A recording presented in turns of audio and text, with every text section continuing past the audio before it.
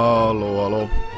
Today we're going to talk about Nietzsche and discover what the hell his problem was. Before I start, I want to thank the people who give me feedback. I love reading the comment sections. I like the comment by Doomkolla, Summa Theologica, big book, lots of words, difficult to understand. That's funny. I appreciate that comment, man.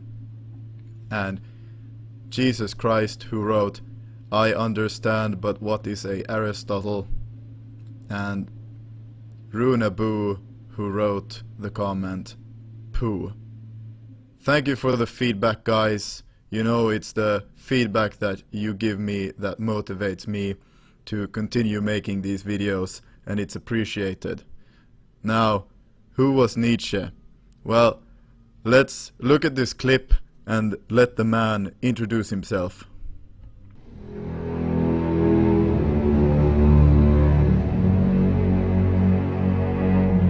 I am the first immoralist.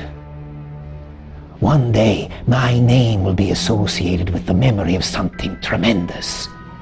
A crisis without equal on earth, the most profound collision of conscience, a decision that was conjured up against everything that had been believed, demanded, hallowed so far. I am no man. I am dynamite.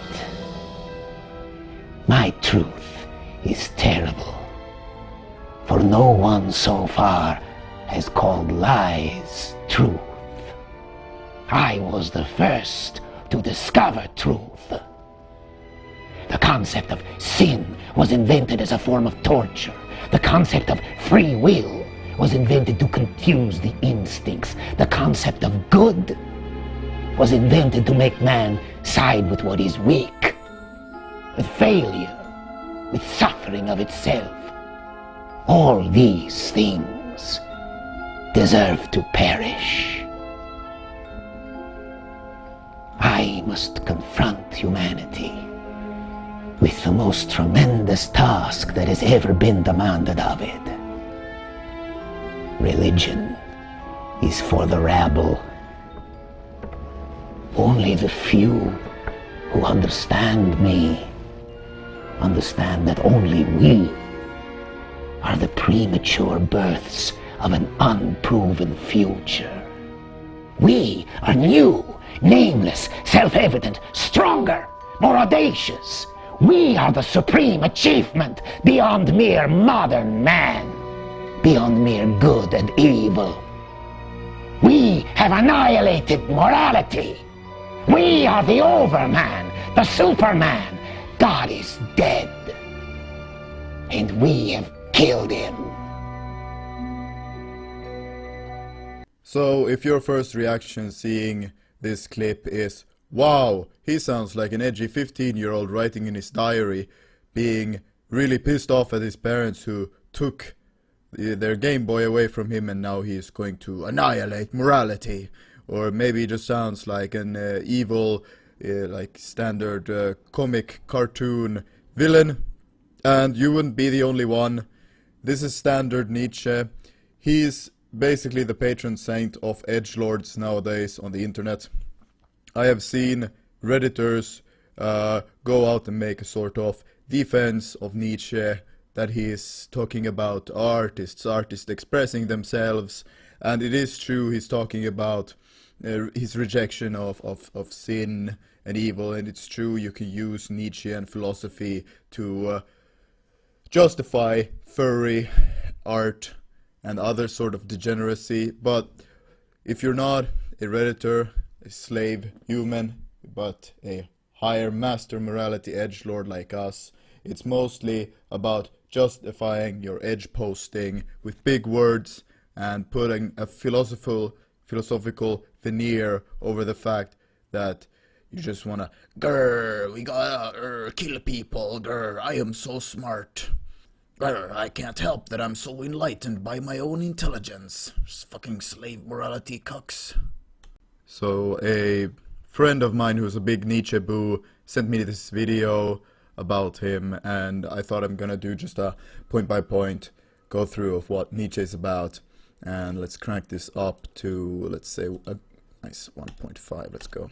In the preface to his classic work on the genealogy of morality, Nietzsche wrote, "What if a regressive trait lurked in the good man, likewise a danger, an enticement, a poison, a narcotic, so that the present lived at the expense of the future, perhaps in more comfort and less danger, but also in a smaller-minded, meaner manner, so that morality itself were to blame if man never attained the highest power and splendor possible for the type man, so that morality itself was the danger of dangers." So this is already in scripture. The Christian view is that each and every man is susceptible to the evils that are inherited in him. We are all born in sin, and it offers us a way to get out of that. Well, Nietzsche, already having been given the answer, says, no, that answer isn't good enough. It's like a sick man given medicine. Is just, oh no, that's what making us sick. And, you'll see him going forward on the wrong path. He goes, wrong on step one with this dude.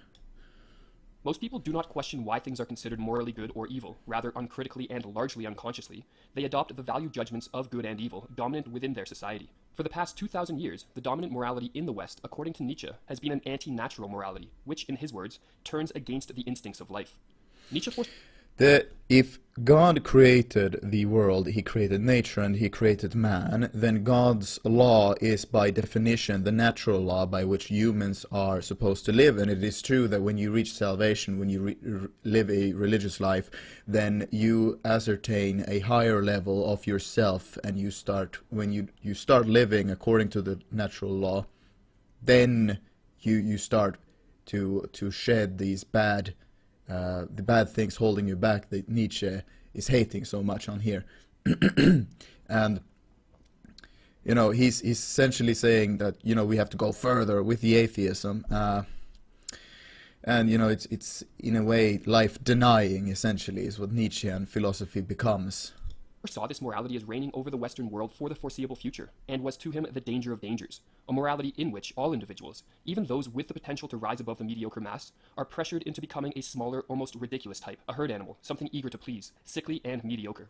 Why has an anti-natural morality, a poison which has spread through the entire body of mankind, gained dominion over Western civilization? To answer this question, Nietzsche's categorization of individuals... It's like, why hasn't it... Well... into two distinct types, the higher human beings and those who belong to the herd, must... There we have people who follow me on Twitter, and these are people who go on Reddit. ...be examined. Within the category of the higher human beings, there are two main types. There are creative geniuses, the men of great creativity, the really great men, according to my understanding, who, through a rare combination of nature and nurture, are able to devote their life to a craft and bestow upon the world astounding works of... There's another thing, that if you love beauty, then you have to find a sort of love for God, because God and the afterlife are beauty incarnate, and when you see something that is beautiful, we all humans, we can feel it, we see something beautiful, then that is essentially God calling to us. And that is why, if you ever listen to any of these people making symphonies or orchestras that are atheists, you can immediately tell that their music is bland and uninspired. It doesn't go anywhere. But classical music is always composed by somebody who has a belief in something higher, because when you have that, you can transcend your natural state as just a man. Now, Nietzsche, completely ignores this, and he just says, oh, they probably have really high base stats. It doesn't work like that. Doesn't. Beauty. Along with creative geniuses, there are the more numerous higher humans who do not scale the heights of genius, and thus hidden from the public eye, their lives are without songs and singers. Autists. Yet the lives of these higher humans are not qualitatively different from the life of the creative genius. Both share similar character traits which separate them from the herd. Higher humans have a unifying life project and are consumed by the drive to actualize their lofty goals. This unifying project is not undertaken for short-term gratification, but as a result of the higher man's vast historical perspective, is a form of work performed under the eye of centuries, a goal whose effects will remain... Look, man, we can all rise to a higher level than, what our base stats would allow us if we ascend our mortal coil and, strive towards something that is greater than ourselves, that we can only do through the supernatural. Like, when you take away the supernatural from the world, the only thing that is left is the unnatural. That is how it works. If you put the supernatural into you, then you can create these great projects. Like, look at the Polacks, for example. Look at the Poles in Europe. They're probably like one of the worst people. Oh, I shouldn't say worse, but you know, they can be pretty bad people. You know, bad hombres. But look at what all they can accomplish because they've managed to retain the church in the country. All right? Long It's like after there's no reason for any country to cut that out. There's like, even if you're very high skilled, you can go to even higher levels with a religion. With low skills, you can become the best version of yourself, and you can still do something. All right. the physical death of the higher man. As Nietzsche wrote in Human All Too Human, the modern individual focuses too narrowly on his own short lifespan and wants to pluck the fruit himself from the tree he plants, and so no longer likes to plant those trees that blah demand blah blah inspires blah. his Solitude, go and freedom from the Kaczynski herd. mode, go out Being in noble, nature, wanting live in to a eat, hut. Yes, Standing we know alone and this. living independently, the higher man remains oblivious to the petty concerns which occupy the herd, and is immune to both the praise and criticism emanating from the mouths of the many. This could just as well be from scripture. He's just, it's adding nothing, but his base theory is There completely is a off the solitude mark. within him that is inaccessible to praise or blame, his own justice that is beyond appeal. Aware of the momentous task which lies before him and the potential for greatness which lies within him, the higher man feels a sense of reverence towards himself, and even in the presence of great suffering, affirms life as a proud and well-turned-out human being. Yeah, this is dangerous. This is the sort of worshipping the light within when you become, start worshipping yourself as a great man. That is pride, and that always, as we know, come before the He fall. says yes. And this, you should just remove the eke here and have homo in brackets for describing people who basically embody the worst form of stoicism, the worship of the light within. Who is sure of the future, who guarantees the future. In contrast to these higher humans, there exist the many, the herd. The herd is Reddit, composed of two types, the last man and the slave. that's the NPC and Bugman. The last man is the quintessential mediocre man, striving solely for comfort and contentment, an end which makes him lazy and contemptible. The last man is wholly devoid of any creative urge within, and blind to higher values which render creativity possible. The slave, in contrast, is a weak and sickly human being, who suffers from himself and is filled with what Nietzsche called ressentiment, a festering hatred of life generated by feelings of impotence in the face of an external reality he feels to be overpowering and threatening. There is among men, wrote Nietzsche, as in every other animal species, an excess of failures, of the sick, degenerating, infirm, who suffer necessarily. The successful cases are, among men too, always the exception. The presence of ressentiment conjures feelings of envy within So here Nietzsche is going to get into this whole idea of the slave underclass, these moral, filthy humans who are all filled with resentment, and they are like biological trash as well. They are full of sin as well, and they just want to destroy everything that is beautiful. Now, that might sound like your average liberal in college. I assume that's why it pulls in a lot of young men, because it describes very fittingly the situation we're in today with these huge atheist masses who are filled with ressentiment. And you might feel, if you're a very narcissistic personality, you might feel, I am the Superman, I can embody my own personal morals, but then you also go off the rails with terrible edge posting. Now, this is set up as if Christianity didn't exist. Well, if your problem is that everybody's so immoral, then you should definitely teach good morals to other people. But Nietzsche says no, he goes the other way, and he says no, they could never understand your master morality. We have to keep it to ourselves. We can't argue, with these people. Just let it be. And usually, that might be good advice, but what I see when I'm reading between the lines here is I see a guy who has like really edgy ideas. What I mean by edgy is that what I'm thinking of is the average Nietzsche defender is always like, oh, we have to kill maybe 100 million people the coming 5 years if the planet is to survive, or maybe it's like global X genocide where you just put in whatever group you don't like. And these ideas always they fall through in public debate. They're indefensible because they're so edgy. That's why they're Nietzsche predicted that this would be a problem, so he told all their people to go and hide Kaczynski mode in as a forest insel, or go hide on some backwater Discord server, so you don't ever have to be called out for these ideas, and just hide with your other master morality men in the darkness in a corner somewhere. You know, the real rulers of the universe. And, you know, that's another thing, is that Nietzsche is so incredibly vague when it comes to these new values, these values that are meant to transcend our normal values. And it's just said that, oh, you have to discover them, you have to discover... Wait, I have to put something more intellectually stimulating than Nietzsche on in the background. Just a sec. There we go. Let's turn down the speed a bit. Alright, so... imagine this, you know, he gives you a blank slate. He's meant to provoke you into thinking, this could be a great idea, that could be a great idea, and then you end up with anything from left-wing extreme transsexuals to right-wing extreme genocidal maniacs, all using the same philosophy. Now, what I see, standing here as an enlightened centrist, is that when you use your quote-unquote natural inclinations, that is essentially you engaging in your own personal, sins. You're falling into your own traps, and you're letting you be steered away from the true you, the true good you, the natural you, and then where do you end up? Well, you end up in a very, very bad place. You filled of pride, with lust, with wrath.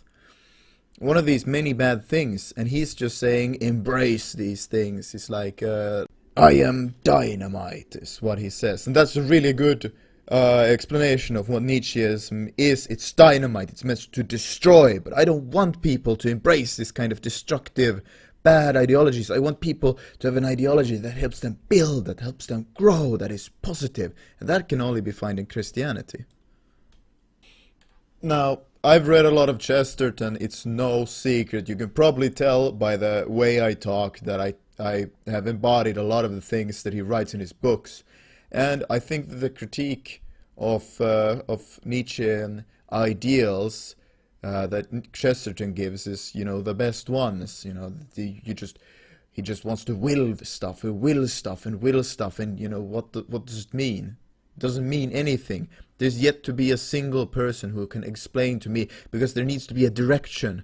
You know, you can't just be spiraling out of control into the void and just willing yourself forward. There has to be a set direction. What is it? And you know, 99% of the time it's an awful direction. At least the Greek Stoics were better than Nietzsche. It's very similar, they're tangentially similar, the ancient Stoics and Nietzsche in their ideology. But the Stoics, at least, they had the better idea, where they start off with ideology and then, you know, rules, do this. You have temperance, you have knowledge, you have humility, and so on. You know, you stay calm in stressful situations, and you evaluate things level-headedly, and you are good towards other man. You know, it's the highest level you can spec as a atheist, is the Stoic. And Nietzsche somehow managed to regress even further than that, because he dismisses the idea that ideology comes first, and like with Stoicism, rules, and then you put that in a man, and then the man tries to live the rules. He turns it upside down, and he just says, man, just do, and then you rationalize your decisions, you rationalize your actions, and make metaphysics out of it. That's bad philosophy. That's, of course, I mean, I can say, sure, if I wanted to destroy a society, I would teach Nietzsche to all the young men, because they would go out and destroy society for me. There's no rules, there's just dynamite there. It's a very bad philosophy, and at its root, it's dangerous. So 2 last points.